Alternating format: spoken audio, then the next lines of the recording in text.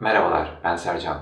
Welcome back to another video. Today, I'm going to teach you the difference between sentences such as su almak için markete gittim and su almak üzere markete gittim. And in addition, how to form the question sentences using the postposition için.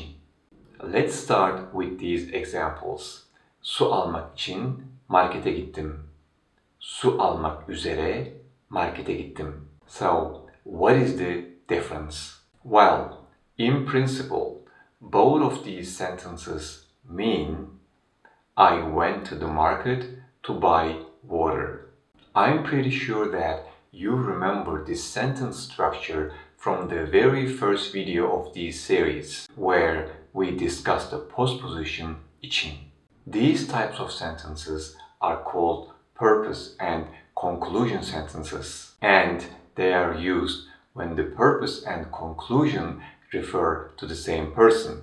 Basically, the part before the postposition için expresses the purpose, while the part after için shows the result or conclusion. So, in essence, both of these structures can be used to describe a purpose and a conclusion within one sentence. However, the use of üzere in such sentences is quite rare in everyday conversations. We predominantly use için.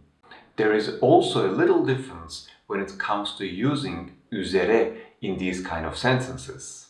But before we get into that, let's take a look at two more examples where both structures are used.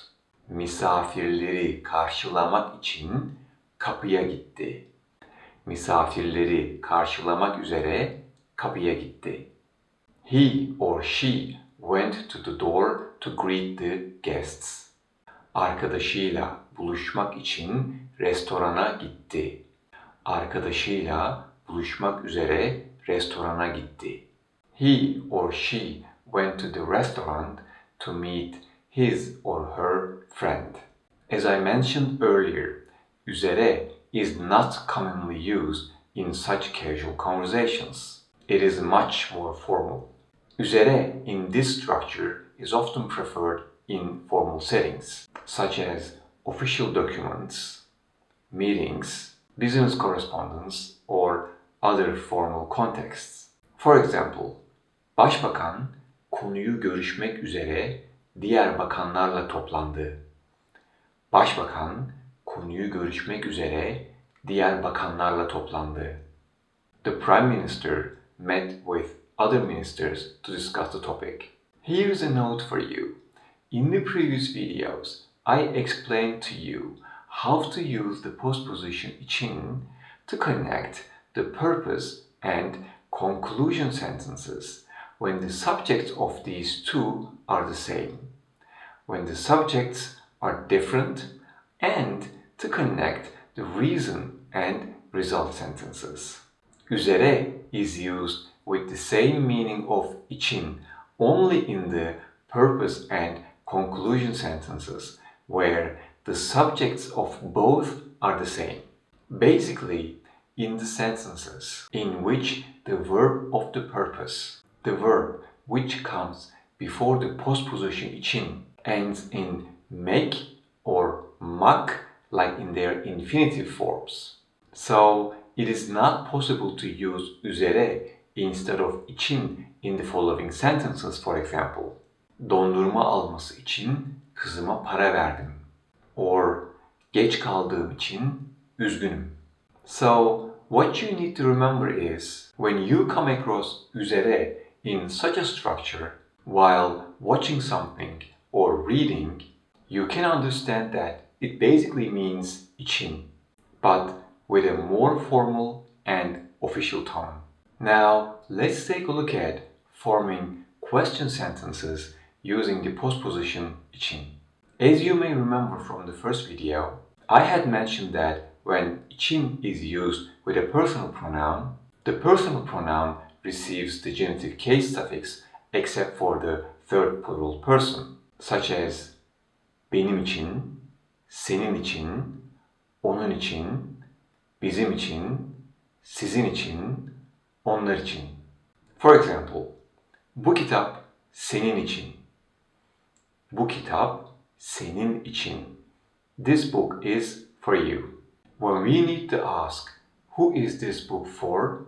We need to use the question word kim. Kim. Kim means who. So the question should go this way. Bu kitap kim için? Bu kitap kim için?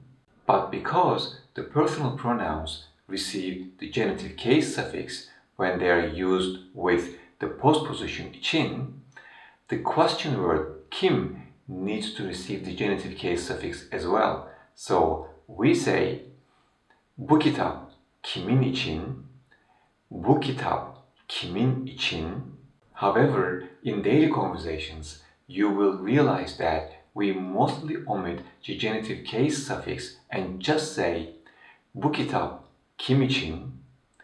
Bu kitap kim için? And it is totally okay to use it this way in daily conversations. And lastly, the question word ne, which means what, can be combined with için, such as ne için, ne için. This literally means for what. Alright guys, this is it for today. I hope you enjoyed this series in which I covered many uses of the postposition için. So, thanks again. See you in the next videos. Görüşmek üzere.